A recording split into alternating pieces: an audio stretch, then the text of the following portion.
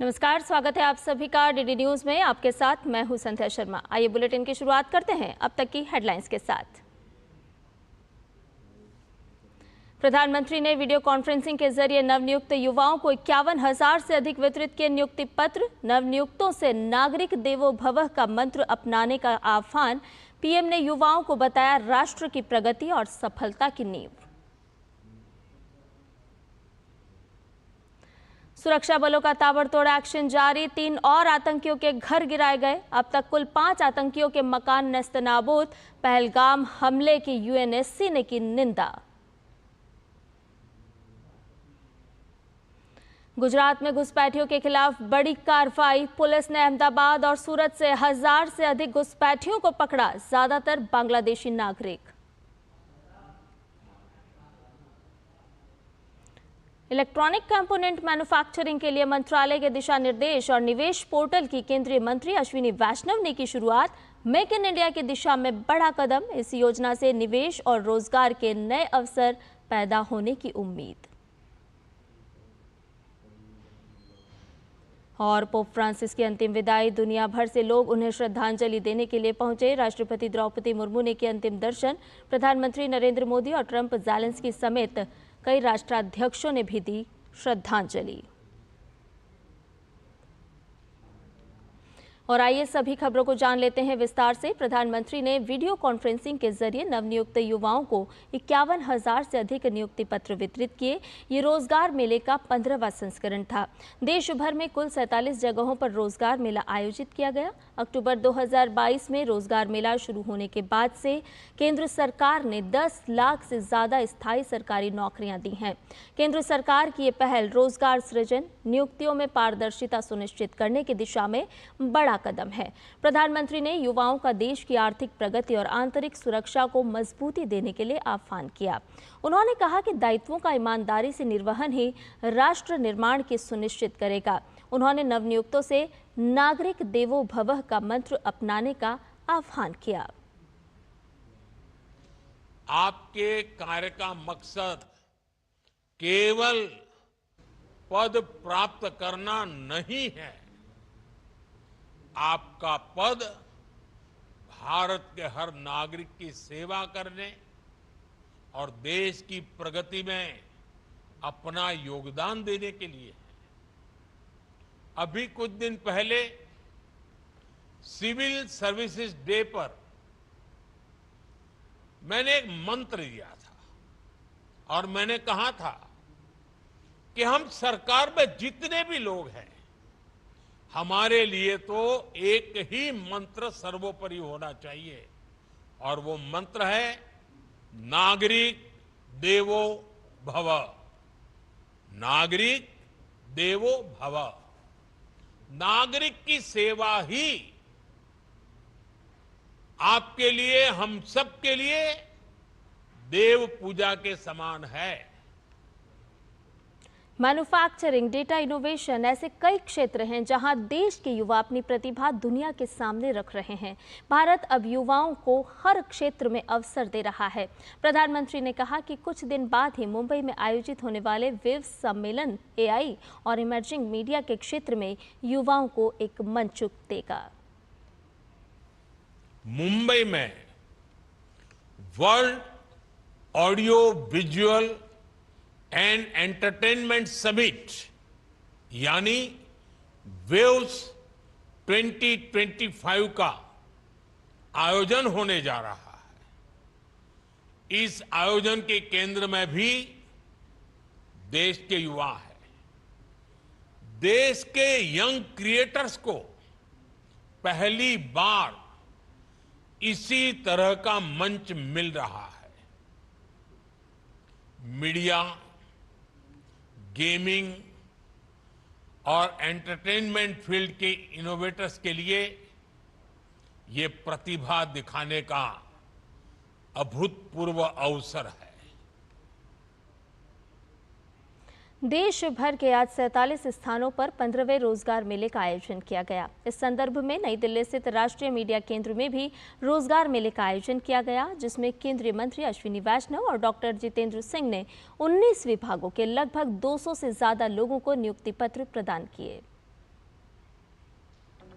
देश भर में 47 स्थानों पर रोजगार मेले का आयोजन किया गया। इस अवसर पर नई दिल्ली स्थित राष्ट्रीय मीडिया केंद्र में भारत सरकार के कैबिनेट मंत्री अश्विनी वैष्णव और जितेंद्र सिंह ने 19 विभागों के 200 से अधिक लोगों को नियुक्ति पत्र प्रदान किए। इस अवसर पर केंद्रीय मंत्री अश्विनी वैष्णव ने कहा कि रेलवे के तहत लगभग 5 लाख युवाओं को रोजगार प्रदान किया जा चुका है, जबकि अभी 1 लाख नियुक्तियां चयन प्रक्रिया में हैं। उन्होंने कहा कि प्रधानमंत्री का विजन 2047 तक विकसित भारत के निर्माण का है और आज नौकरी प्राप्त करने वाले युवा इस दिशा में सहायक होंगे। इन 15 रोजगार मेलों में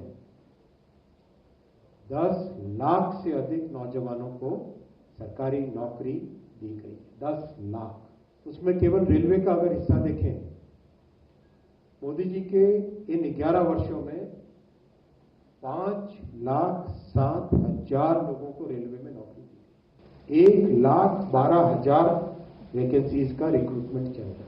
1,12,000 वैकेंसीज के।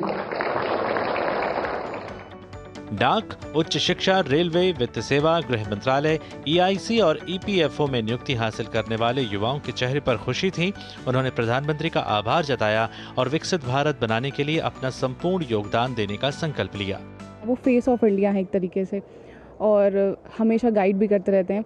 और आज भी उन्होंने बोला कि सिटीजन्स जो हैं उनको वो प्राइम होने चाहिए हमारे लिए भी। मैं गवर्नमेंट का पार्ट बन गई हूँ तो मैं अपनी जिम्मेदारी अच्छे से निभाऊंगी। आज उन्होंने हमें एक नारा भी दिया है कि नागरिक देवो भव, तो उसी को फॉलो करते हुए हम अपनी पूरी जो भी हमारे कर्तव्य हैं उन्हें पालन करेंगे। भारत सरकार का तहे दिल से धन्यवाद करती हूँ कि नौकरी देकर उन्होंने एक विश्वास दिखाया है और इस दिन के लिए मैं आज धन्यवाद करती हूँ। मैं सरकार का धन्यवाद करूँगी, उन्होंने मुझे ये अवसर दिया है कि मैं देश की सेवा कर सकूँ और ये सिर्फ एक नौकरी नहीं थी, मेरा और मेरे परिवार का सपना था जो आज पूरा हुआ है। गौरतलब है कि भारत सरकार का लक्ष्य अधिक संख्या में युवाओं को रोजगार के अवसर प्रदान करने के साथ ही उन्हें विकास की मुख्य धारा से जोड़ना भी है। नियुक्ति पत्र हासिल करने वाले युवाओं में 28% संख्या महिलाओं की है। Chandrashekhar, DD news. और अब बात पहलगाम आतंकी हमले की। घाटी में सुरक्षा बल का एक्शन लगातार जारी है। सुरक्षा बलों ने 3 और आतंकियों के घर धमाके से ध्वस्त कर दिए हैं। अब तक कुल 5 आतंकियों के घर गिराए जा चुके हैं। इन आतंकियों के पहलगाम हमले में शामिल होने का संदेह है। सुरक्षा बलों ने पुलवामा के मुर्रान में जैश ए मोहम्मद के एक्टिव आतंकी एहसान उल हक के घर को भी उड़ाया।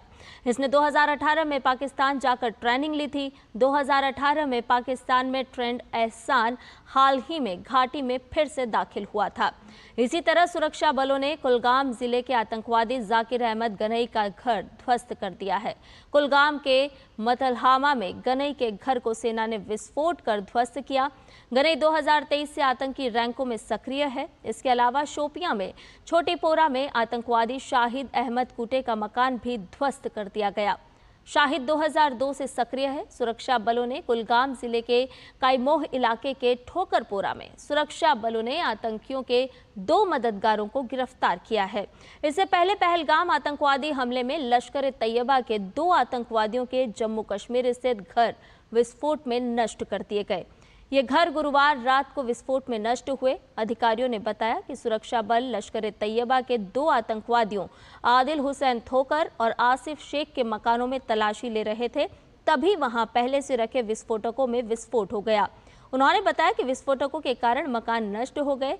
दक्षिण कश्मीर के अनंतनाग जिले का निवासी थोकर मंगलवार को पहलगाम में किए गए हमले के मुख्य आरोपियों में शामिल है, जबकि पुलवामा जिले के त्राल निवासी शेख के भी हमले की साजिश में शामिल होने का संदेह है। जम्मू कश्मीर के पहलगाम में हुए आतंकी हमले के बाद भारत सरकार ने कड़ा कदम उठाते हुए पाकिस्तानी नागरिकों को 27 अप्रैल तक का देश छोड़ने का आदेश दिया था। इस अल्टीमेटम में अब कम ही समय बचा है। इसके बाद अटारी वाघा बॉर्डर पर काफी संख्या में पाकिस्तानी अपने देश जाने के लिए पहुंच रहे हैं। अटारी वाघा बॉर्डर पर हमारे संवाददाता गुरमीत सिंह ने जायजा लिया है।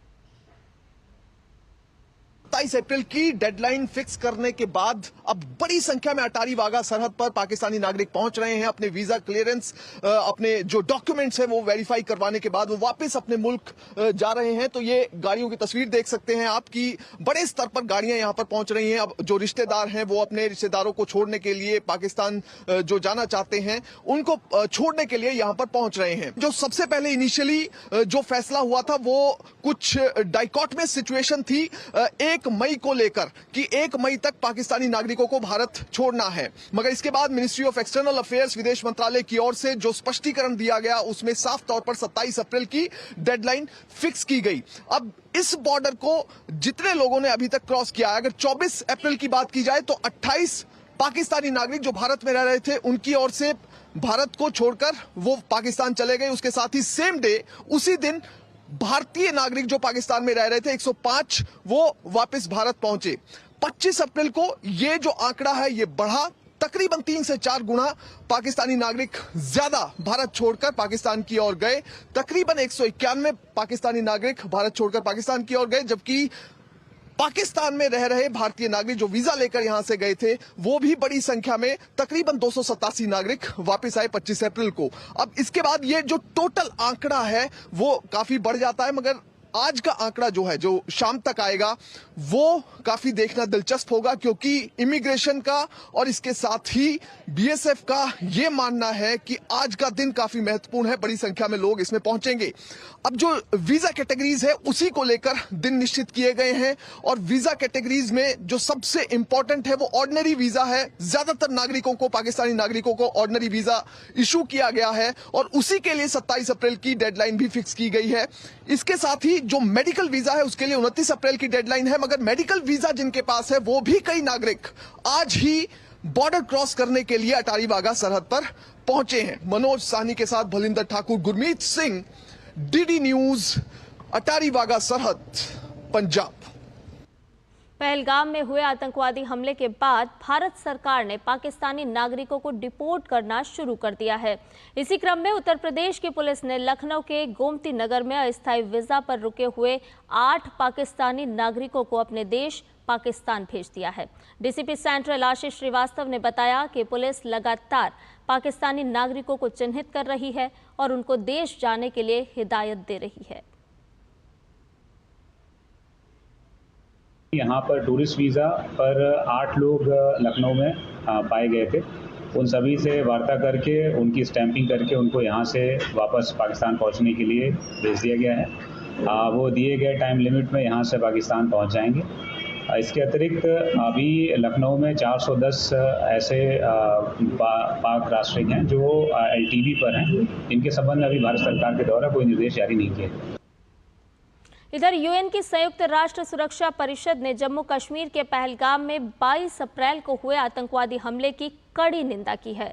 सुरक्षा परिषद ने इस हमले की कड़ी निंदा करते हुए आतंकवाद को अंतर्राष्ट्रीय शांति और सुरक्षा के लिए सबसे गंभीर खतरा करार दिया।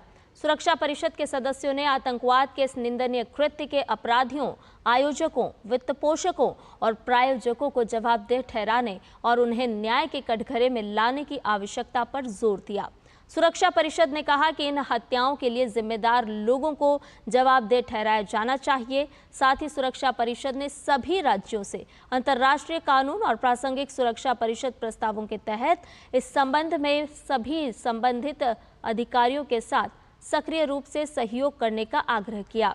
राजदूतों ने संयुक्त राष्ट्र चार्टर और अंतर्राष्ट्रीय कानून के तहत आतंकवाद को अंतर्राष्ट्रीय शांति और सुरक्षा के लिए खतरा बताते हुए इसका हर तरह से मुकाबला करने पर भी जोर दिया। संयुक्त राष्ट्र प्रवक्ता स्टेफन दुजारिक ने कहा कि संयुक्त राष्ट्र क्षेत्र में स्थिति पर नजर बनाए हुए हैं।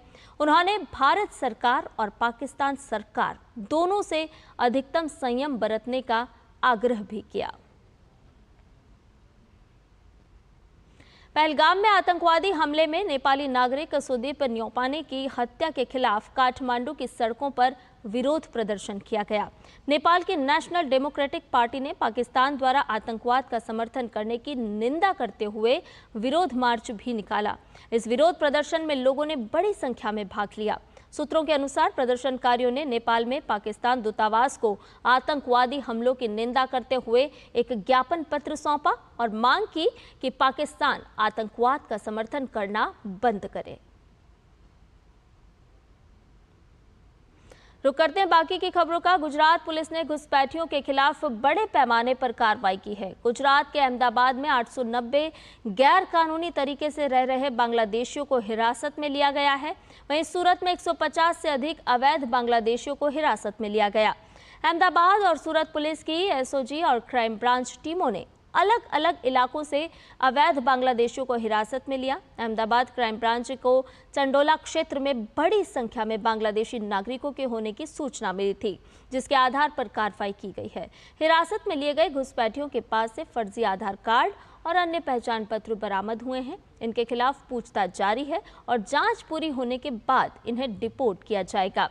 पुलिस ने इस ऑपरेशन को अवैध घुसपैठ के खिलाफ बड़ी सफलता बताया और कहा कि सभी आरोपियों को कानूनी प्रक्रिया के तहत उनके देश वापस भेजा जाएगा।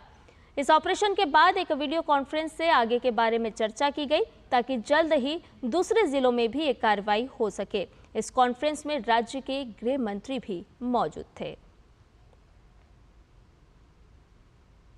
बुलेटिन में खबरें अभी और भी हैं, लेकिन फिलहाल रुक रहे हैं एक छोटे से ब्रेक के लिए। जल्द हाजिर होंगे।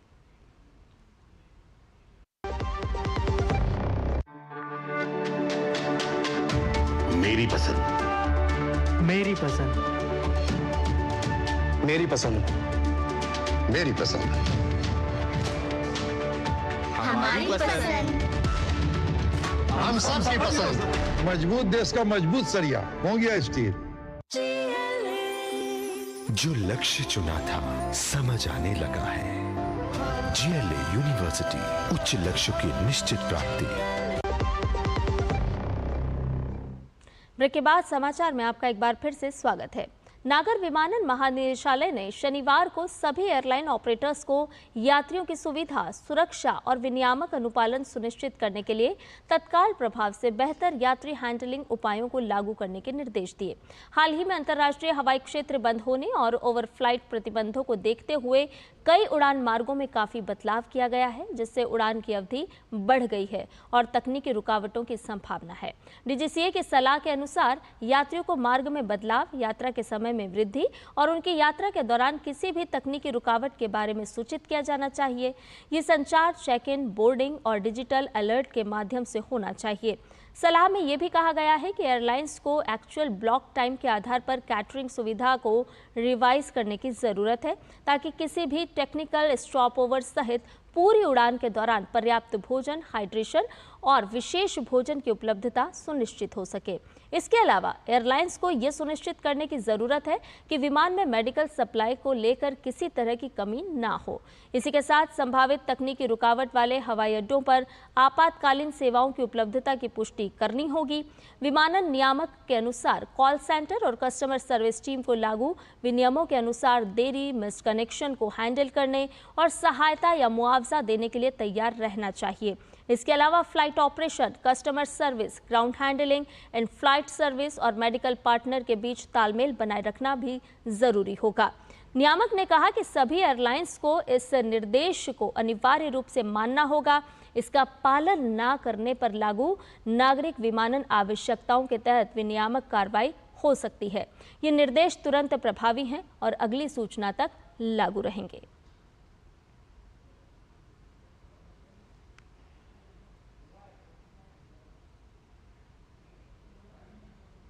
छत्तीसगढ़, महाराष्ट्र, तेलंगाना की सीमा पर बीजापुर जिले के खर्रेगुट्टा नड़पल्ली के जंगल में सुरक्षा बल और नक्सलियों के बीच में पिछले 120 घंटे से मुठभेड़ जारी है। आज ऑपरेशन का 5वां दिन है। इस ऑपरेशन में 10,000 से ज्यादा जवानों ने खर्रेगुट्टा पहाड़ी को घेरकर नक्सलियों के खिलाफ ज्वाइंट ऑपरेशन छेड़ा हुआ है। 350 से ज्यादा हार्डकोर नक्सलियों के छिपे होने की बात कही जा रही है। अब तक रुक रुक कर हुई गोलीबारी में 6 नक्सलियों के मारे जाने की खबर है। सुरक्षा बलों ने पिछले 5 दिनों में 100 से ज्यादा आईईडी इस क्षेत्र से बरामद किए हैं। इस ऑपरेशन के दौरान नक्सलियों का पता लगाने के लिए सैटेलाइट, ड्रोन, हेलीकॉप्टर का भी प्रयोग किया जा रहा है। मुठभेड़ के लिए किए जा रहे फोर्स डीआरजी के एक जवान की आईईडी ब्लास्ट में घायल होने की भी खबर है, जिसका इलाज गलगम सीआरपीएफ कैंप में चल रहा है। केंद्र सरकार की ओर से मार्च 2026 तक पूरे देश से नक्सलवाद को समाप्त करने का लक्ष्य निर्धारित किया गया है।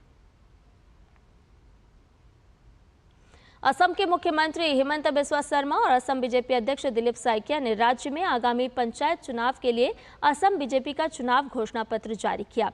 घोषणा पत्र राज्य में ग्रामीण समुदायों के भविष्य के विकास और प्रगति के लिए एक व्यापक रोडमैप प्रदान करेगा। रोमन कैथोलिक चर्च के प्रमुख पोप फ्रांसिस का अंतिम संस्कार वेटिकन सिटी में किया जा रहा है। अंतिम संस्कार की प्रार्थना वेटिकन सिटी के सेंट पीटर्स स्क्वायर में चल रही है। दुनिया भर के राष्ट्राध्यक्षों और प्रतिनिधियों सहित हजारों लोग दिवंगत पोप को श्रद्धांजलि दे रहे हैं। भारत की ओर से राष्ट्रपति द्रौपदी मुर्मू, संसदीय कार्य मंत्री किरेन रिजिजू, अल्पसंख्यक कार्य राज्य मंत्री जॉर्ज कुरियन और गोवा विधानसभा के उपाध्यक्ष जोशुआ डिसूजा भी पोप के अंतिम संस्कार में शामिल हुए। पोप फ्रांसिस को रोम के सेंट मैरी मेजर में दफनाया जाएगा। पोप फ्रांसिस पहले लैटिन अमेरिकी पोप थे जो रोमन कैथोलिक चर्च के प्रमुख बने। उनका निधन 88 वर्ष की आयु में 21 अप्रैल को हुआ था। प्रधानमंत्री नरेंद्र मोदी ने भी रोमन कैथोलिक चर्च के प्रमुख पोप फ्रांसिस को अपनी श्रद्धांजलि अर्पित की है। प्रधानमंत्री ने सोशल मीडिया एक्स पर लिखा है कि राष्ट्रपति द्रौपदी मुर्मू ने भारत के लोगों की ओर से पोप फ्रांसिस को श्रद्धांजलि अर्पित की। समाज के प्रति उनकी सेवा को दुनिया हमेशा याद रखेगी। और इस वर्ष पवित्र कैलाश मानसरोवर यात्रा जून से अगस्त 2025 तक चलेगी। इस बार 5 बैच उत्तराखंड राज्य से लिपुलेख दर्रे को पार करते हुए और 10 बैच सिक्किम राज्य से नाथुला दर्रे को पार करते हुए यात्रा करेंगे। प्रत्येक जत्थे में 50 यात्री होंगे। यात्रा के लिए पंजीकरण कराने के लिए kmy.gov.in इस वेबसाइट को खोल दिया गया है। विदेश मंत्रालय ने जानकारी दी है कि आवेदकों में से यात्रियों का चयन निष्पक्ष, कंप्यूटर जनित और महिला पुरुष संतुलन प्रक्रिया से किया जाएगा। ये प्रक्रिया पूरी तरह पारदर्शी और डिजिटल है। 2015 से ही ये प्रणाली पूरी तरह से कंप्यूटराइज्ड हो गई है। और भारत का विदेशी मुद्रा भंडार लगातार 7वीं बार बढ़ते हुए $686.14 बिलियन हो गया है, जो पिछले साल नवंबर के बाद से उच्चतम स्तर पर है। ये वैश्विक अनिश्चितताओं के बीच एक मजबूत अर्थव्यवस्था को दर्शाता है। भारतीय रिजर्व बैंक के लेटेस्ट आंकड़ों के अनुसार 18 अप्रैल को समाप्त अवधि के लिए देश के विदेशी मुद्रा भंडार में पिछले रिपोर्टिंग सप्ताह की तुलना में $8.31 बिलियन की वृद्धि दर्ज की गई है। इससे पहले 11 अप्रैल को समाप्त सप्ताह में विदेशी मुद्रा भंडार में $1.57 बिलियन की वृद्धि हुई थी। सितंबर के अंत में $700 बिलियन के अपने शिखर से भारी गिरावट के बाद विदेशी मुद्रा भंडार में लगातार सुधार हुआ है। सितंबर 2024 में कुल विदेशी मुद्रा भंडार $704.885 बिलियन के सर्वकालिक उच्च स्तर पर पहुंच गया। आरबीआई के आंकड़ों के अनुसार 18 अप्रैल को सप्ताह के समाप्त होते ही विदेशी मुद्रा परिसंपत्तियां, जो कि भंडार का एक प्रमुख घटक है, बढ़कर $578.49 बिलियन हो गई। आरबीआई ने बताया कि इस अवधि के दौरान स्वर्ण भंडार में $4.575 बिलियन की वृद्धि दर्ज की गई, जो $84.572 बिलियन तक पहुंच गई। बैंक के अनुसार विशेष आहरण अधिकार $212 मिलियन बढ़कर $18.568 बिलियन हो गए। आंकड़ों से पता चला है कि आईएमएफ के साथ भारत की रिजर्व पोजीशन में $7 मिलियन की वृद्धि दर्ज की गई है, जो रिपोर्टिंग सप्ताह में $4.51 बिलियन तक पहुंच गई।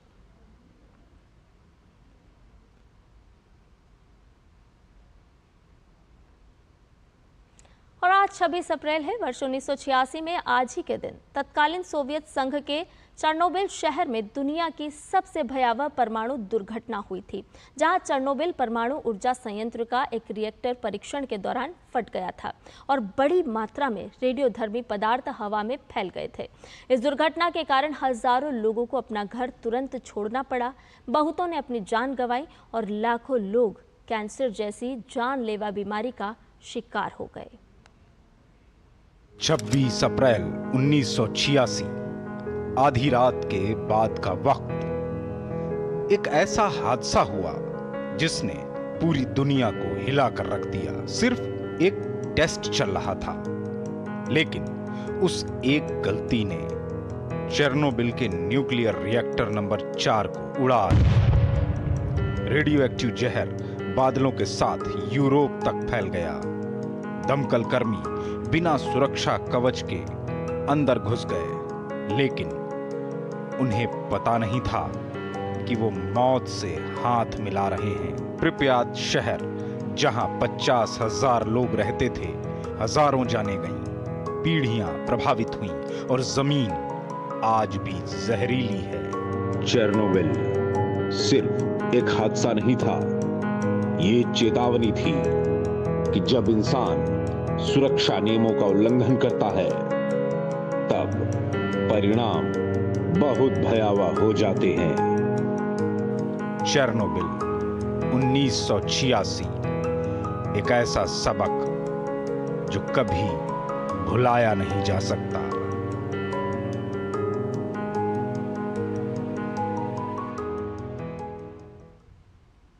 और समाचार में फिलहाल इतना ही। मुझे दीजिए इजाजत। नमस्कार।